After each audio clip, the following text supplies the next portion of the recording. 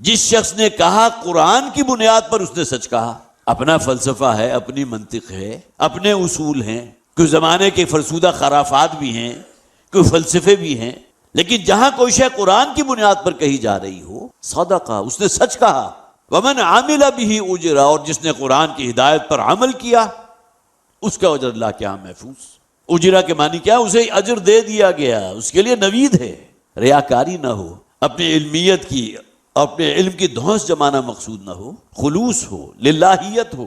वमन हकम बिही अदला, और जिस शख्स ने फैसला किया कुरान के मुताबिक उसने अदल से काम लिया।